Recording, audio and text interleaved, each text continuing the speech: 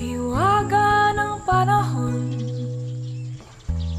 akbay ng ambon, sa piyesta ng dahon, ako'y